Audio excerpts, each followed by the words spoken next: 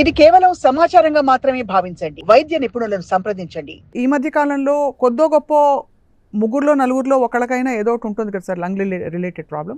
కారణం ఏంటి సార్? కారణం ఏంటి అంటే ఈ ఒకటి కోర్స్ పొల్యూషన్. అంటే ఇంతకుముందు ఉన్నంత fresh air we're not getting expose to pollution వల్ల ఒకటి. రెండోది allergic symptoms and allergic airway diseases కూడా చాలా కామన్ అయిపోయినాయి అనమాట.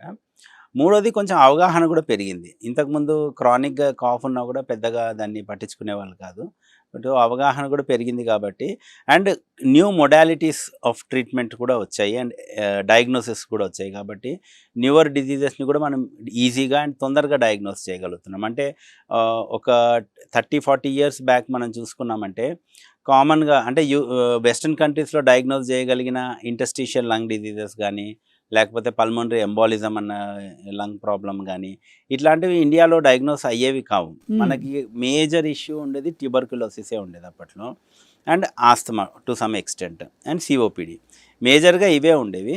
అండ్ ఆస్తమా సిఓపిడి కూడా ఇన్హేలర్స్ ట్రీట్మెంట్ అండ్ ఆ ట్రీట్మెంట్ కూడా అంతగా యాక్సెప్టెన్స్ లేకుండా ఉండింది అండ్ పేషెంట్స్కి వాళ్ళకి అంత అవగాహన కూడా ఉండేది కాదు పల్మనాలజిస్ట్ దగ్గరికి వెళ్ళాలని. దగ్గు అంటే ఏదో మందు దగ్గు సిరప్ తాగేమా ట్యాబ్లెట్ వేసుకున్నామా ఈ రకంగా ఉండేది.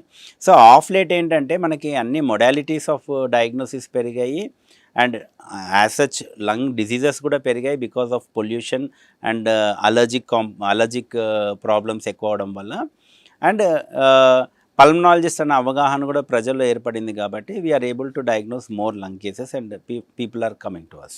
కానీ రిలీఫ్ ఇచ్చే ఎలిమెంట్స్ కూడా చాలా వచ్చాయి ఈ మధ్యకాలంలో. అంటే మనకి సివియర్ ఎపిసోడ్స్ రాకుండా డైలీ బేసిస్ మీద కేర్ తీసుకునేవి. అవును, డెఫినెట్గా. పర్టికులర్గా మనం కామన్గా ఇప్పుడు ట్యూబర్క్యులోసిస్ తీసుకుంటాం. Tuberculosis was a menace actually.